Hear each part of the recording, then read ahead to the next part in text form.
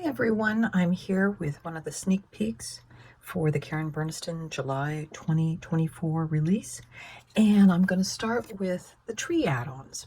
And normally you would do it as an accordion, but I'm going to show you how you can insert it into a card.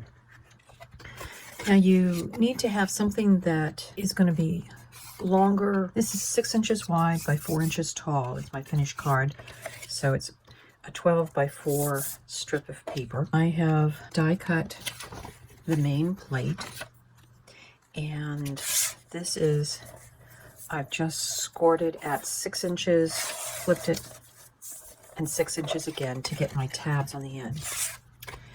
Now you can see that there's a little bit of a design there, but I'm going to fold it flat, and I folded that in half, and then to install it, you're matching the fold on the fold. We'll just take some glue.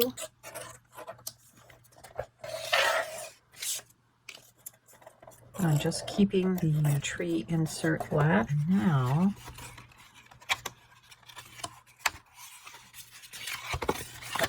in the tree add-on set, you can see there's some little accessories for the different seasons.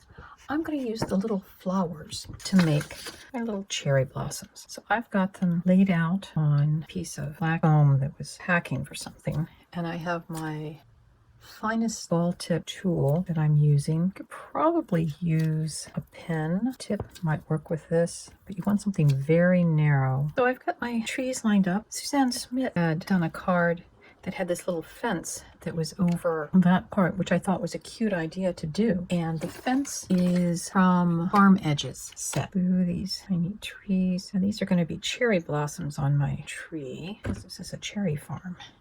And I just actually used for my green is an old envelope that was the right shade for what I needed. As you can see, I'm just gluing things down to where they're flat. Got all my trees glued down, and the fence is glued down just by the tips, so you can see as it folds up. Now to put the cherry blossoms on, I've got my finest tip glue bottle, and I'm just putting dots of glue on, and then I've got my quick stick, although any kind of jewel setting tool would work. So we got all of the little blossoms put on, and there's a little bird in the set. Using the crosshatch labels, I've used the medium size crosshatch to create these two labels. This one is for a personal message, and this one has been created using one of the new stamp sets that Karen has come out with. It is called Birthday Belated. I've chose to not make it a belated birthday.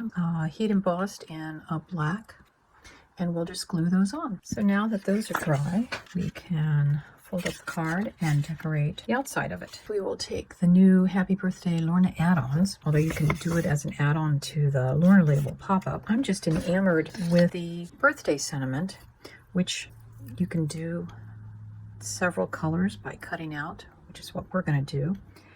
I still need to glue on the Y, and then we'll just glue this onto the red border. This card I've used a lot of scrap. I always save things. This was some kind of packaging that had a nice coated red, so I've saved that, and we'll put a weight over it. That's about center if we want to do it centered. But because there's a design, we could do it off center. I'm always a firm believer of, if you're going to use pretty pattern paper, let it do the work for you. Here is our happy birthday card using the Lorna Labels add-on Happy Birthday and the tree add-ons with its decorator dies, the Farm Edges little fence, our fancy label, and the new Birthday Belated stamps that are heat embossed.